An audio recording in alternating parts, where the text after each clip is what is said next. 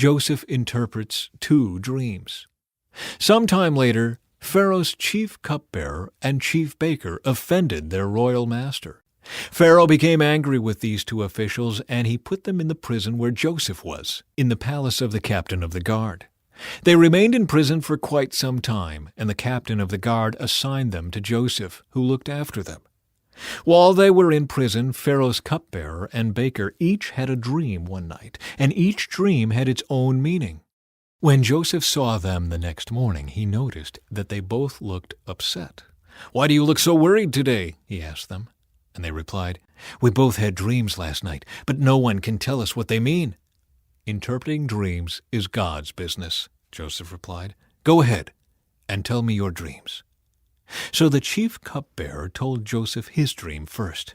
"In my dream," he said, "I saw a grapevine in front of me. The vine had 3 branches that began to bud and blossom, and soon it produced clusters of ripe grapes. I was holding Pharaoh's wine cup in my hand, so I took a cluster of grapes and squeezed the juice into the cup. Then I placed the cup in Pharaoh's hand." "This is what the dream means," Joseph said. "The 3 branches represent 3 days. Within 3 days, Pharaoh will lift you up and restore you to your position as his chief cupbearer. And please remember me and do me a favor when things go well for you. Mention me to Pharaoh so he might let me out of this place. For I was kidnapped from my homeland, the land of the Hebrews, and now I'm here in prison, but I did nothing to deserve it." When the chief baker saw that Joseph had given the first dream such a positive interpretation, he said to Joseph, "I had a dream too. In my dream, there were 3 baskets of white pastries stacked on my head. The top basket contained all kinds of pastries for Pharaoh, but the birds came and ate them from the basket on my head." "This is what the dream means," Joseph told him. "The 3 baskets also represent 3 days. 3 days from now, Pharaoh will lift you up and impale your body on a pole. Then birds will come and peck away at your flesh." Pharaoh's birthday came 3 days later, and he prepared a banquet for all his officials and staff. He summoned his chief cupbearer and chief baker to join the other officials. He then restored the chief cupbearer to his former position so he could again hand Pharaoh his cup. But Pharaoh impaled the chief baker just as Joseph had predicted when he interpreted his dream. Pharaoh's chief cupbearer, however, forgot all about Joseph, never giving him another thought.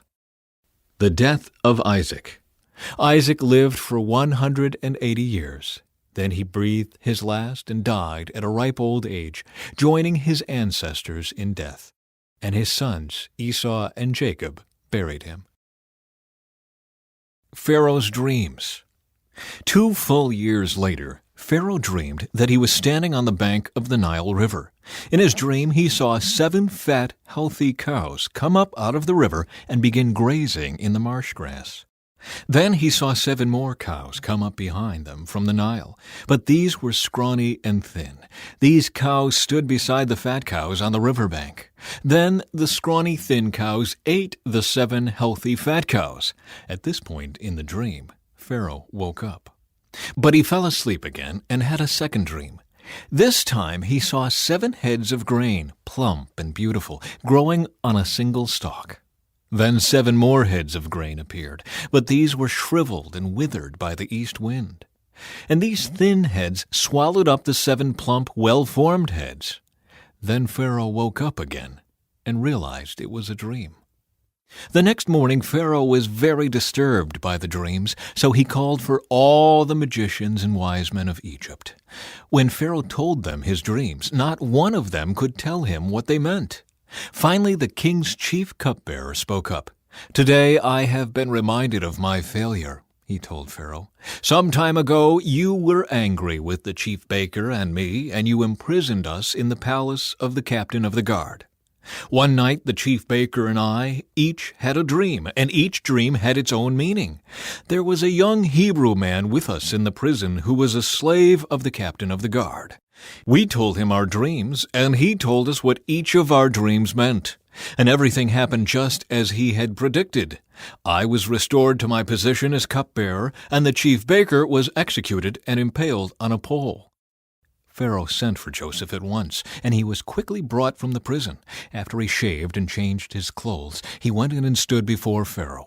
Then Pharaoh said to Joseph, "I had a dream last night, and no one here can tell me what it means. But I have heard that when you hear about a dream, you can interpret it." "It is beyond my power to do this," Joseph replied, "but God can tell you what it means and set you at ease." So Pharaoh told Joseph his dream. "In my dream," he said, "I was standing on the bank of the Nile River, and I saw 7 fat, healthy cows come up out of the river and begin grazing in the marsh grass. But then I saw 7 sick-looking cows, scrawny and thin, come up after them. I've never seen such sorry-looking animals in all the land of Egypt. These thin, scrawny cows ate the 7 fat cows, but afterward you wouldn't have known it, for they were still as thin and scrawny as before.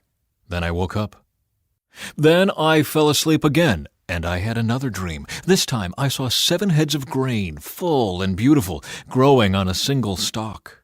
Then 7 more heads of grain appeared, but these were blighted, shriveled, and withered by the east wind.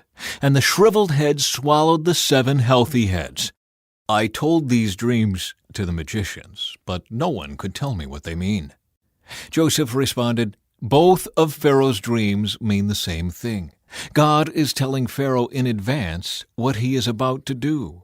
The 7 healthy cows and the 7 healthy heads of grain both represent 7 years of prosperity. The 7 thin, scrawny cows that came up later and the 7 thin heads of grain withered by the east wind represent 7 years of famine. This will happen just as I have described it, for God has revealed to Pharaoh in advance what he is about to do. The next 7 years will be a period of great prosperity throughout the land of Egypt. But afterward there will be 7 years of famine so great that all the prosperity will be forgotten in Egypt. Famine will destroy the land. This famine will be so severe that even the memory of the good years will be erased. As for having 2 similar dreams, it means that these events have been decreed by God, and he will soon make them happen. Therefore, Pharaoh should find an intelligent and wise man and put him in charge of the entire land of Egypt. Then Pharaoh should appoint supervisors over the land and let them collect 1/5 of all the crops during the 7 good years. Have them gather all the food produced in the good years that are just ahead and bring it to Pharaoh's storehouses. Store it away and guard it so there will be food in the cities. That way there will be enough to eat when the 7 years of famine come to the land of Egypt. Otherwise, this famine will destroy the land." Joseph made ruler of Egypt. Joseph's suggestions were well received by Pharaoh and his officials. So Pharaoh asked his officials, "Can we find anyone else like this man so obviously filled with the Spirit of God?" Then Pharaoh said to Joseph, "Since God has revealed the meaning of the dreams to you, clearly no one else is as intelligent or wise as you are. You will be in charge of my court, and all my people will take orders from you. Only I, sitting on my throne, will have a rank higher than yours." Pharaoh said to Joseph, "I hereby put you in charge of the entire land of Egypt." Then Pharaoh removed his signet ring from his hand and placed it on Joseph's finger. He dressed him in fine linen clothing and hung a gold chain around his neck.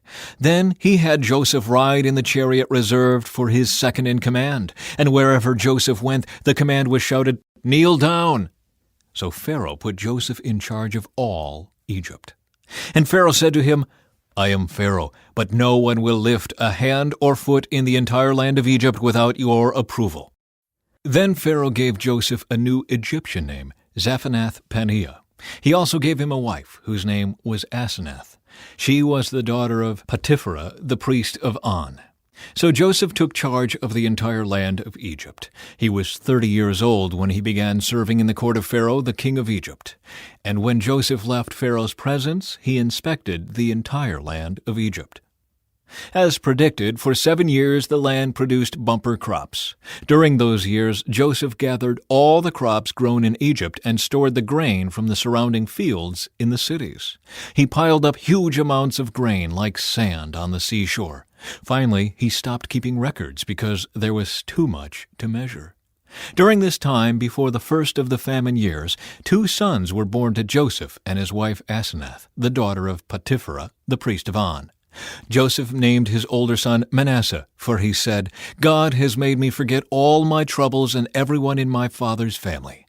Joseph named his second son Ephraim, for he said, "God has made me fruitful in this land of my grief." At last, the 7 years of bumper crops throughout the land of Egypt came to an end. Then the 7 years of famine began, just as Joseph had predicted. The famine also struck all the surrounding countries, but throughout Egypt there was plenty of food. Eventually, however, the famine spread throughout the land of Egypt as well, and when the people cried out to Pharaoh for food, he told them, "Go to Joseph and do whatever he tells you." So with severe famine everywhere, Joseph opened up the storehouses and distributed grain to the Egyptians, for the famine was severe throughout the land of Egypt.